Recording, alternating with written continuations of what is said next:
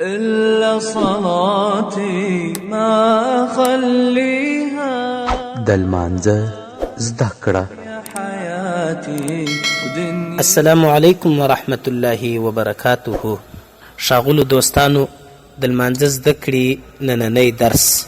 د لمانځه دپاره اولا نیت کول ضروري دي، دوهم د تکبیر تحریمه ویل او د هغه سم تعبیر او تلفظ، الله اکبر ویل او د هغه غلطو طریقو بیان یې پرون وسو.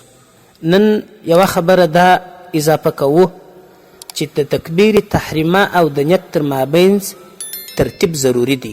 یعنی اول به نیت کوي، بیا به تکبیر تحریمه وایي. که چیرې یو سړی داسې وکړي چې اول تکبیر تحریمه ووایي، بیا د هغه څخه وروسته نیت وکړي چې دا د ماپښین لمونځ کوم یا د سهار یا د مازدیګر یا پلانۍ، دا نیت یې نه دی صحیح، دا لمونځ یې صحت نه لري.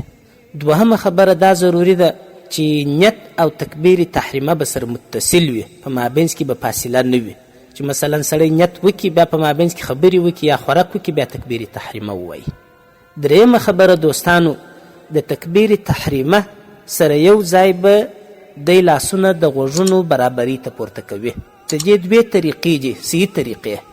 یوه طریقه دا ده چې څنګه دی لاسونه راپورته کوي غوږونو ته، د پورته کېدو د شروع سره سم تکبیر تحریمه هم شروع کړي، لاسونه د غوږونو برابري ته پورته کړي، بیرته یې د نامه لاندې وتړي، تکبیر هم ورسره پای ته ورسوي. مثلا الله اکبر، دا چې دی وایي لاسونه را شروع کړي، غوږونو ته یې ورسي، بیرته یې تر نامه لاندې ونیسي. یو ځای حرکت د لاسو را پیل سي پورته کېدلو ته چې لاسونه بیرته تر نامه لاندې رسوي، تکبیر هم ورسره خلاص سي. دا یوه طریقه، دا صحیح طریقه ده.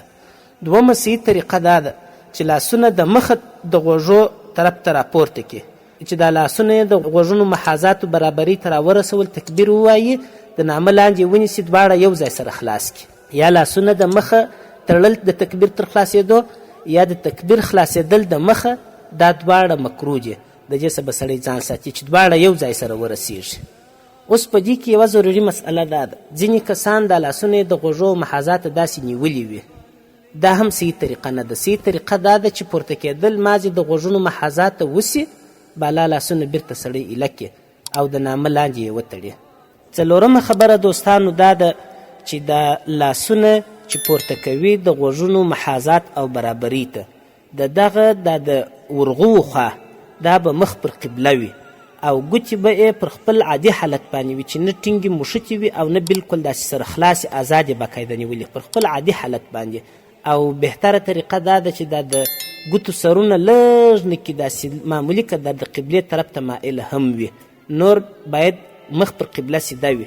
اوس په دې کې غلطه طریقه دا ده، ځینې کسانو دا لاسونه غوږو ته داسې پورته کوي چې دا بټې ګوتې د غوږو د نرمۍ سره مښلولې وي، د لاسونو د ورغوي خوا د مخ خواته یې، یعنی لکه دا په دواړو لاسو چې دی دا مخ نیسي، دا رقم یې نیولي. دا صحیح طریقه نه ده. دا د نن ورځې درس و.